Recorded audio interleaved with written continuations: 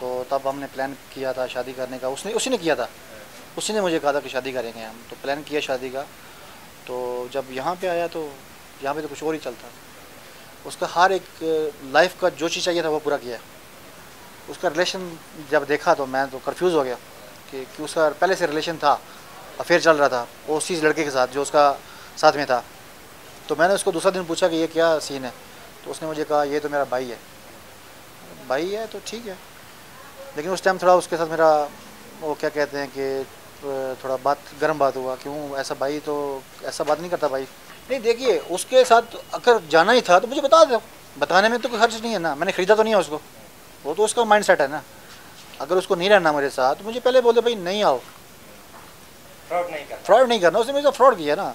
मुझे उन लोगों ने प्लान किया हुआ था, मुझे बुला के यहाँ पे जलील किया, जो भी था मेरे पास सब कुछ दिया उनको। मैं तो कभी ये नहीं है, पैसा से तो इंसान पहचाना नहीं जाता ना, इंसान का पहचान खुद उसकी पहचान से होती है। पैसा लगभग आपने भेजा उसको? अराउंड 7.5 लाख। 7.5 लाख रुपए का हिसाब आपके साथ आता है। और कुछ वो काफ़ी सारी चीज़ें हैं, और तो उसको क्या कुछ गिफ्ट किए, क्या कुछ किया, वो तो काफ़ी सारी चीज़ें हैं। उसका तो मेरा संबंध जो हुआ था वो तो दुबई से स्टार्ट हुआ। दुबई से स्टार्ट था, तो फिर यहाँ पे आ गई। उसको वहाँ पे लॉकडाउन में फंसी हुई थी वो, क्लब में एक एज ए डांसर थी वो, तो वहाँ पे फंस गई, क्लब बंद हो गया। तो वहाँ से फिर उसको मैंने निकालने के बाद वो नेपाल आई। नेपाल आके वहाँ से हमारा काफ़ी रिलेशन शुरू हुआ एज ए फ़ोन पे, मोबाइल पे। हम मिले नहीं है कभी वहाँ पे। एक दो बार जब आने के लिए उसको कोविड करवाया तो तब हम लोग फर्स्ट टाइम मिले थे। बाकी क्लब के अंदर तो डेली मिलते थे हम लोग, यहाँ उधर बातचीत चलता था हमारा। लेकिन जब इधर आया तो यहाँ पे आके तो उसने जब वहाँ से निकला था तो मुझे कहता है कि मेरा दुनिया में कोई भी नहीं है, माँ बाप नहीं है, बहन भाई नहीं है, सब मरा हुआ है। तो काफ़ी उसको मैंने सपोर्ट किया। मैंने उसे कहा तो आप जाओ वापस, तो मैं आपको सपोर्ट करूँगा, आप अपना एक अच्छा सा लाइफ बनाओ नेपाल जाके, क्या चाहिए मैं दूँगा। तो वो उस चीज़ को लेके तो मैं उसके साथ चल रहा था। मंथली उसका खाने का, रहने का, पीने का, कपड़ा का, कोई भी उसका लाइफ का चीज़ था वो मैं दे रहा था। ये हमारा स्टार्ट जो हुआ था ये दिसंबर में स्टार्ट था, दिसंबर जो गुजर चुका है।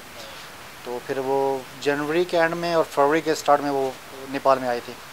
तो तब से लेकर अभी तक तो उसका जो भी चाहिए वो मैं दे रहा था, हर चीज़ उसको पूरा कर रहा था। जब कभी उस नेपाल भी पैसा भेजते थे उसको? हाँ, हर महीने में। कितने पैसा भेजते थे? कुछ कंफर्म नहीं है ये तो, क्यों कभी 30,000, कभी 20,000, कभी 40,000 और कभी 60,000 भी भेजा है हर महीना ऐसा। कभी वो बीमार हो गया था एक बार तो 60,000 भी भेजा। तो ये तो कुछ आइडिया नहीं है, क्योंकि काफ़ी टाइम से था तो चलता रहा ऐसा सिस्टम। लेकिन वो फिर मुझे आने के लिए बोला यहाँ पे, हम लोग शादी करने वाले थे। तो जब यहाँ पे पहुँचे हम लोग। दर्शकबिन स्वागत छ। नेपाली महिलाहरू वैदेशिक रोजगारीमा गएर धेरै पीडा बटुलेर आएको घटनाहरू हामीले सुन्ने नै गरेका छौँ। विशेषतः नेपाली महिलाहरू वैदेशिक रोजगारीमा जाँदाखेरि पनि धेरै घरेलु कामदारका रूपमा जान्छन्। केही महिलाहरू विभिन्न कामका लागि गएका हुन्छन् र ठगिएर पीडामा परेर आएका घटनाहरूले हामीलाई निकै नै सताउने गरेको हुन्छ। तर यहाँ अलिकति वास्तविकता फरक भएको घटना हामीले बाहिर ल्याउने प्रयास गरेका छौँ। एकजना नेपाली महिला युएई काम गर्न गएको सिलसिलामा डान्सरको रूपमा काम गर्न गएको र त्यहाँ वर्षौं बिताइसकेपछि एकजना विदेशी नागरिकसँग प्रेम सम्बन्धमा परेको र नेपाल फर्केर आइसकेपछि त्यो प्रेमसँग सम्बन्धलाई अझ प्रगाढ बनाउने भन्दै उनीसँग लगातार सम्पर्कमा रहेको, तर ती युवालाई ठगी गरी नेपालमा उनी मार्फत रकम भित्राएको घटनाले अहिले नयाँ मोड लिएको छ। ती विदेशी जो पाकिस्तानका युवा हुन् ऊ नेपाल आइपुगेका छन् र म ठगिएँ भन्दै नेपाल प्रहरीमा उजुर गरिसकेपछि त्यो घटनाले अझ झन् नयाँ मोड लियो र त्यसपछि यो केसको छानबिन गरेर नेपाल प्रहरीले वास्तविक दोषी ती महिला रहेछन् भन्ने पत्ता लगाई यी युवकको रकम फिर्ता गराउन समेत सफल भएको छ। यो घटनाबारे थप के भएको, कस्तो अवस्थामा उनीहरूको सम्बन्ध बस्यो र कसरी यी युवा ठगिए भन्ने कुरा चर्चा गर्ने नै छौँ। तर भाषागत रूपमा उनी नेपाली बोल्न नजान्ने यी पाकिस्तानी युवकसँग हामीले बाध्यात्मक अवस्थामा पनि उनकै राष्ट्रिय भाषा लगभग हिन्दी अथवा उर्दूमा कुरा गर्नुपर्ने हुन्छ। उर्दू भाषा हामीले नजान्ने भएकोले गर्दा पनि हामी अलिकति टुटफुट हिन्दीमै बात गर्नेछौँ अथवा कुरा गर्नेछौँ र उहाँबाट के हो घटनाको वास्तविकता यो लिने प्रयास गर्नेछौँ। पहिले उहाँलाई स्वागत गर्नु। स्वागत छ यहाँलाई। Hello hello. जस्तो जैसे आप पाकिस्तान से है, आप यूएई में काम करते हैं। जी जी बिल्कुल। आपको जो आप यहाँ नेपाल में आए थे, आपका ये लड़की के साथ जो संबंध हुआ आप बोल रहे हैं, आपको उनका साथ जैसे संबंध कैसे आगे बढ़ा ये बताइए। उसका तो मेरा संबंध जो हुआ था वो तो दुबई से स्टार्ट हुआ। दुबई से स्टार्ट था तो फिर यहाँ पे आ गई। उसको वहाँ पे लॉकडाउन में फंसी हुई थी वो। क्लब में एक एज ए डांसर थी वो, तो वहाँ पे फंस गई। क्लब बंद हो गया तो वहाँ से फिर उसको मैंने निकाला। निकालने के बाद वो नेपाल आई। नेपाल आके वहाँ से हमारा काफ़ी रिलेशन शुरू हुआ एज ए फ़ोन पे, मोबाइल पे। हम मिले नहीं है कभी वहाँ पे। एक दो बार जब आने के लिए उसको कोविड करवाया तो तब हम लोग फर्स्ट टाइम मिले थे। बाकी क्लब के अंदर तो डेली मिलते थे हम लोग, यहाँ उधर बातचीत चलता था हमारा। लेकिन जब इधर आया तो यहाँ पे आके तो उसने जब वहाँ से निकला था तो मुझे कहता है कि मेरा दुनिया में कोई भी नहीं है, माँ बाप नहीं है, बहन भाई नहीं है, सब मरा हुआ है। तो काफ़ी उसको मैंने सपोर्ट किया। मैंने उसे कहा तो आप जाओ वापस, तो मैं आपको सपोर्ट करूँगा, आप अपना एक अच्छा सा लाइफ बनाओ नेपाल जाके, क्या चाहिए मैं दूँगा। तो वो उस चीज़ को लेके तो मैं उसके साथ चल रहा था। मंथली उसका खाने का, रहने का, पीने का, कपड़ा का, कोई भी उसका लाइफ का चीज़ था वो मैं दे रहा था। ये हमारा स्टार्ट जो हुआ था ये दिसंबर में स्टार्ट था। दिसंबर जो गुजर चुका है, तो फिर वो जनवरी के एंड में और फरवरी के स्टार्ट में वो नेपाल में आई थी। तो तब से लेकर अभी तक तो उसका जो भी चाहिए वो मैं दे रहा था, हर चीज़ उसको पूरा कर रहा था। जब कभी उस नेपाल भी पैसा भेजते थे उसको? हाँ, हर महीने में। कितने पैसा भेजते थे? कुछ कंफर्म नहीं है ये तो, क्यों कभी 30,000, कभी 20,000, कभी 40,000 और कभी 60,000 भी भेजा है हर महीना ऐसा। कभी वो बीमार हो गया था एक बार तो 60,000 भी भेजा। तो ये तो कुछ आइडिया नहीं है, क्योंकि काफ़ी टाइम से था तो चलता रहा ऐसा सिस्टम। लेकिन वो फिर मुझे आने के लिए बोला यहाँ पे। हम लोग शादी करने वाले थे, तो जब यहाँ पे पहुँचे हम लोग तो आपका बात शादी तक पहुँच गया था? शादी तक पहुँच गया था। आप एक मुस्लिम लड़के और वो जो नेपाली हिंदू लड़की, ये शादी तक बात कैसे पहुँचा आगे? वो हिंदू घर में पैदा हुई लेकिन हिंदू नहीं है, वो मुस्लिम पहले से थी, मुस्लिम हो चुकी थी। उसका नाम है असली तो हिंदू में सुष्मिता बरलकोटी था, लेकिन मुस्लिम जब हुई तब उसका नाम था आयशा खान। अभी उसका नाम आयशा खान है, वो मुस्लिम है, वो हिंदू नहीं है। तो उसका धर्म परिवर्तन यूएई में जाके हुआ कि यही नेपाल में हुआ था? उसका धर्म जो है वो तो परिवर्तन जो हुआ वो तो बहरीन में हुआ। बहरीन में हुआ। तो जब आपको उसके साथ जो पहले मुलाकात हुआ कब हुआ था? ये जब वो गई थी वहाँ पे। कितने साल हुआ? तकरीबन राउंड लास्ट दिसंबर में गई थी वो। दिसंबर से स्टार्ट हुआ था हमारा। दिसंबर से अब सितंबर लगभग 9 महीने अराउंड ऐसा ही। तो उसके बाद जनवरी में तो वो फिर नेपाल लौट गई। नेपाल उसको मैंने भेजा वहाँ से। वो वहाँ पे लॉकडाउन हो गया, घर में बैठ गई। वो लोग वहाँ पे क्लब का लड़की होता है, वो एक रूम में बंद कर देते हैं वो लोग। फिर वहाँ से मैंने उसको निकाल के यहाँ भेजा। भेज के उसका हर एक लाइफ का जो चीज़ चाहिए था वो पूरा किया। तो वो 1 महीने का संबंध जो था आपका, वो संबंध प्यार में बदल गया था?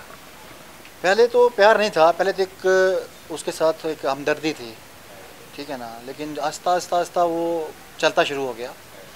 लेकिन काफ़ी देखिए आप 9 मंथ बहुत बड़ा पीरियड टाइम है। 9 मंथ में तो कुछ भी होता है, बच्चा पैदा हो जाता है।